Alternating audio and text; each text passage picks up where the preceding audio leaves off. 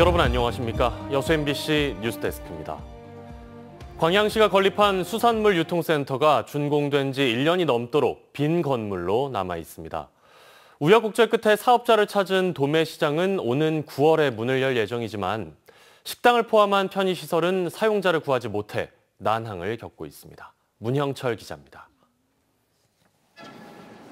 사업비 222억 원을 들여 지난해 5월 준공한 광양수산물 유통센터입니다. 건물이 지어진 이후 수개월 동안 1층에 들어설 수산물 도매시장의 운영 사업자를 찾지 못하다 우여곡절 끝에 올해 1월에야 사업자를 구했습니다. 현재 내부 설계 작업이 진행되고 있고 다음 달부터 공사를 시작해 9월쯤 공식적으로 문을 열 예정입니다. 한 8월 말이나 정도에 가오픈식으로 해가지고 시범 운영을 한번 할 계획입니다. 정식 오픈은 이제 9월 중에 지금 생각하고 있습니다. 하지만 나머지 공간들은 주인을 찾지 못하고 있습니다. 건물 1층부터 4층까지 계획된 편의시설은 식당 5곳을 포함해 모두 7곳.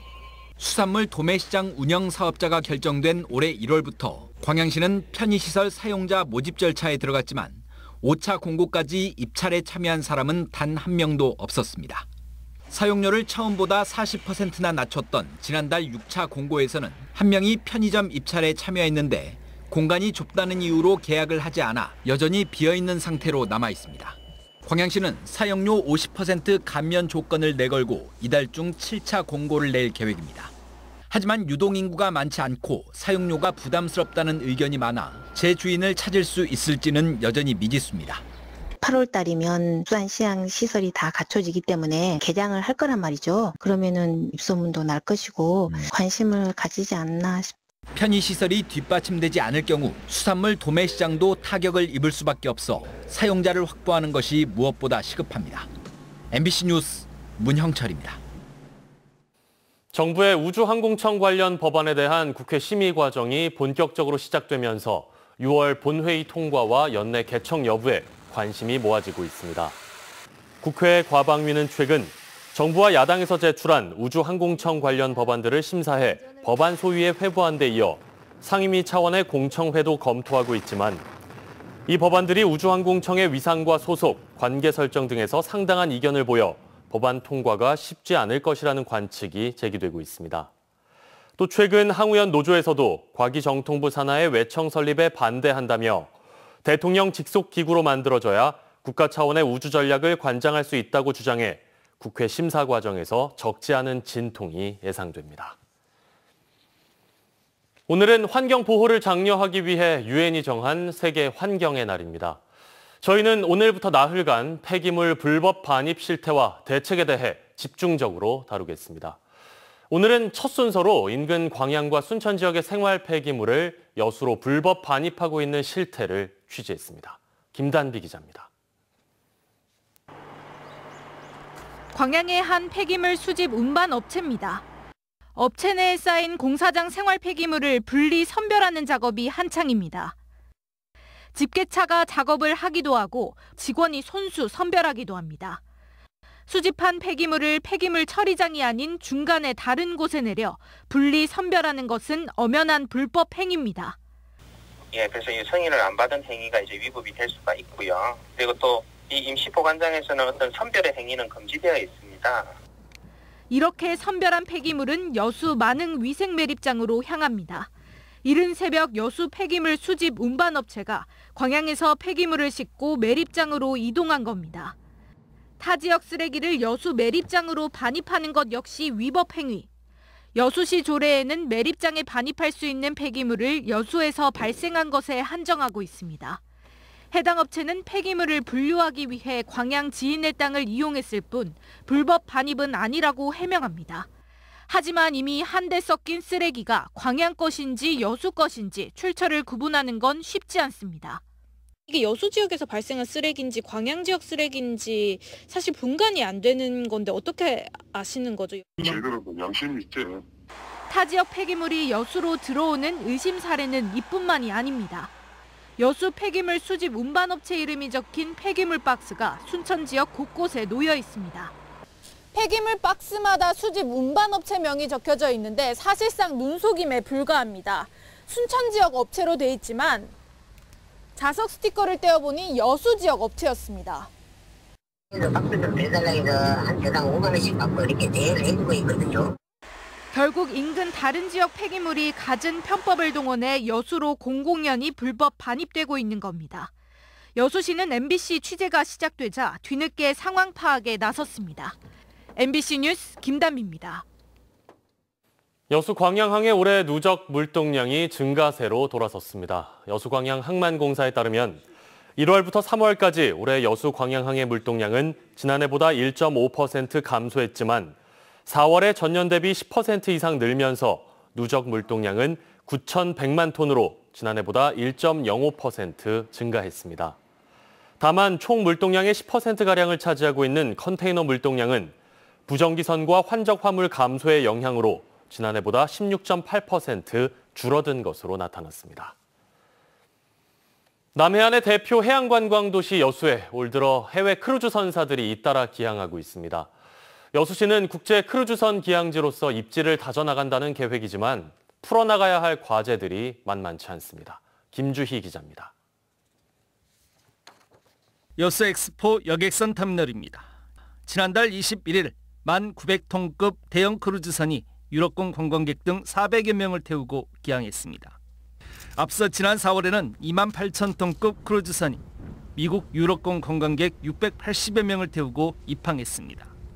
크루즈 해외 관광객들은 여수 박람회장과 오동도, 순천만 국제정원 박람회장 등지를 둘러본 뒤 다음 기항지로 향했습니다. 올 하반기에도 여수에는 한 차례 더 크루즈선이 기항할 예정입니다. 저희도 상반기에 4월과 5월에 2항차가 입항했고요. 10월에 1항차가 더 남았는데 이제 실버시에서 오는 28,000톤급의 배가 들어올 예정입니다. 그 배는 아마 승객과 승무원 포함해서 한 600에서 700명 정도가 승선할 계획입니다. 코로나19 이후 사실상 멈춰섰던 크루즈선들이 올해 들어 잇따라 여수에 기항하면서 지역의 크루즈 관광 산업도 다시 기지개를 켜고 있습니다. 하지만 풀어나가야 할 과제는 여전히 많습니다. 크루즈 관광이 지역 경제 활성화로 연결되기 위해 해외 관광객들이 선호하는 한국적인 소재의 새로운 관광 인프라와 대형 쇼핑몰이 필요합니다. 또한 열악하고 협소한 크루즈 터미널 시설의 확충도 과제입니다. 현재 여수항의 부두 수용 능력은 16만 8천 톤이지만 정작 터미널 시설은 크게 미치지 못하고 있습니다. 국내에서 유일하게 입출국 동선이 분리되지 않은 상태고 배합실마저 300여 명까지만 수용할 수 있을 정도로 협소해 관광객들이 몰려들면 역부족입니다. 입출항 심사국도 분리되지 않아서 크루즈 관광객들이 혼선을 야기시키고 있어서 그런 불만들이 표출되고 있는 시기입니다. 여수시에서는 빠른 시일 내에 정부에 강력히 요청을 해서 그런 시설들, 기반 시설들을 만들어내는 것이 크루즈 관광 활성화에 도움이 될 거라고 생각됩니다. 코로나19가 엔데믹 체제로 전환되면서 다시 활력을 되찾고 있는 여수시의 크루즈 관광 산업. 이제는 근본적이고 거시적인 안목에서 크루즈 관광 활성화를 위한 고민과 노력들이 필요해 보입니다. MBC 뉴스 김주입니다. 여수시가 기후 위기에 대응하기 위한 구체적인 대책 마련에 나섭니다. 여수시는 2050 여수시 탄소 중립 실현을 위해 물관리와 건강, 농수산, 재난재해, 산림 생태계 등 6개 부문에 대한 취약성을 분석하고 반영하기 위한 기후위기 적응 대책 수립 용역에 착수했습니다. 시는 오는 10월 도출되는 이번 용역 결과를 기반으로 제33차 UN 기후변화협약 당사국 총회 COP33회 유치에도 최선을 다할 방침입니다. 기아 타이거즈가 투타 핵심 전력이 빠진 상황에서 힘겨운 중위권 싸움을 펼치고 있습니다. 해결사 최영우를 중심으로 타선이 전체적으로 상승 곡선을 그리고 있고 신인 선수들과 백업 선수들의 활약이 버팀목 역할을 톡톡히 하고 있어 시즌 중반에 대한 기대감을 높이고 있습니다. 한신구 기자의 보도입니다. 자칫하면 주말 3연전을 모두 내줄 수도 있는 상황. 그렇지만 고종욱의 2루타에 이어서 소크라테스의 선제 결승타. 그리고 최영우와 이우석, 김규성의 안타가 집중되면서 가까스로 수입회 위기에서 벗어납니다. 기아는 지난주 KT 롯데와의 경기에서 3승 2패로 선전하며 5할 승률에 다시 한 경기 차로 다가섰습니다. 선발 앤더슨, 마무리 정혜영, 나성범 등 핵심 전력이 빠져 있지만 중위권 버티기 싸움을 이어가고 있는 겁니다. 여기에는 무엇보다 지난 2년 동안의 부진에서 벗어나서 리그 타율 1위, 출루율 2위를 달리는 해결사 최용우, 그리고 타율 2위 류지혁과 타율 6위 김선빈 등 주축 선수 6명이 3할이 넘는 타율로 팀의 공격력을 배가시키고 있기 때문입니다. 특히 중고신인 포수 신범수가 포스트의 공격력 기근에 시달렸던 팀에 긍정적인 에너지를 불어넣고 있고, 윤영철과 최지민에 이어서 곽도규와 황동화 등 신인 투수들도 인상적인 모습으로 가능성을 보여주고 있습니다. 여기에 이우성과 고종욱, 이창진도 중요한 순간에 알토란 같은 활약을 펼치면서 다음 주 복귀가 예상되는 최원준과의 외야 주전 경쟁으로 인한 시너지 효과도 기대되고 있습니다.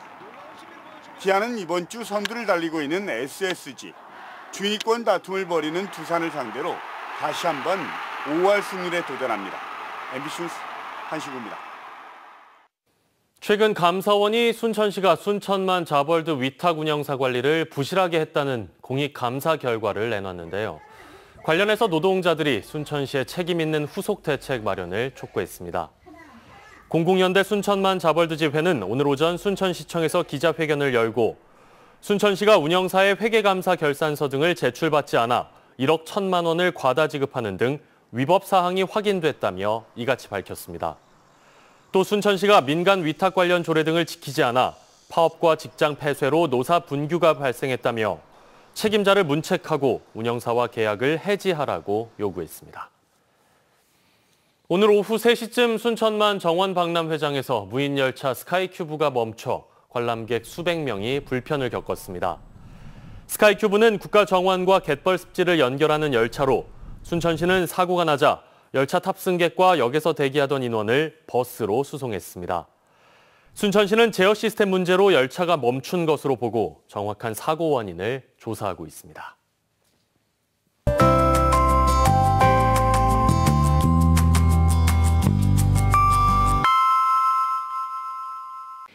날씨와 생활정보 정리해드리는 생활포커스입니다. 현충일인 내일 오전 10시부터 1분간 전남 전역에 묵념 사이렌이 울립니다. 묵념 사이렌은 조국을 위해 희생하고 헌신한 순국선열의 명복을 기원하기 위한 것으로 1분 동안 묵념을 한 후 일상생활로 복귀하면 됩니다. 호남지방통계청에 따르면 지난달 광주와 전남 지역의 소비자 물가지수 상승률이 1년 7개월 만에 가장 낮은 수치를 기록했습니다. 품목별로는 전기료와 가스비가 올랐고 경유와 휘발유 등은 떨어진 것으로 분석됐습니다. 여수 상공회의소가 원도심 상가 활성화를 위해 오는 8일부터 11일까지 페이백 행사를 진행합니다. 진남 상가 내에서 물품을 구매하고 구매 영수증을 제출하면 최대 2만 원을 여수사랑 상품권으로 돌려받을 수 있습니다. 한 주의 출발은 조금 흐렸습니다. 전남 동부 지역에 빗방울 떨어진 곳도 있었는데요. 절기상 망종이자 현충일인 내일 오전까지 남해안 지역에 5mm 안팎의 약한 비가 더 오겠습니다. 하늘은 내일 오후부터 점차 맑아지겠습니다. 오늘 흐린 날과 함께 낮더위는 한풀 꺾였는데요. 내일도 비슷합니다. 낮 기온 최고 26도로 큰 더위는 없겠습니다. 자세한 지역별 기온 보겠습니다. 아침 기온은 여수가 18도, 순천 17도, 고흥 16도로 조금 낮게 출발합니다.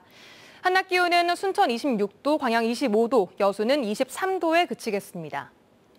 내일 해상에도 오전까지 가끔 비가 오는 가운데 바다의 물결은 앞바다에서 0.5에서 1m, 먼바다에서는 최고 2m로 일겠습니다. 여수의 내일 만조시각은 오전 10시 22분, 간조시각은 낮 4시 19분입니다. 지금까지 생활포커스 송유라였습니다. 제28회 환경의 날 기념 행사가 오늘 여수시 청소년 해양교육원에서 열렸습니다. 전라남도와 여수시 주최로 열린 오늘 행사에서 유관기관 단체 관계자와 학생 등은 대한민국 탄소 중립을 이끄는 전남을 주제로 환경 유공자 표창과 다양한 체험 프로그램을 통해 환경의 중요성을 일깨우는 시간을 가졌습니다. 또 해조류 이식 복원 정책의 중요성을 알리는 설명회를 통해 바다 생태계 복원의 시급성에 대해 공감하는 자리도 함께 마련됐습니다. 본격적인 다시마 수확철을 맞아 오늘 고흥에서 건다시마 풍작 기원제와 초매식이 열렸습니다. 이번 초매식의 첫 위판 물량은 37톤가량으로 위판액은 2억 9천만 원이었고 위판 가격은 1kg당 평균 8,000원에서 거래가 시작됐습니다. 지난해 고흥 지역의 건다시마 위판 실적은 560톤, 47억 4,800만 원의 소득을 올렸지만 올해는 태풍의 간접 영향으로 수확 시기가 늦어져 전년 대비 98% 수준에 그칠 것으로 전망됩니다. 광양시가 청년 창업가를 양성하기 위해 오는 12일까지 교육생을 모집합니다.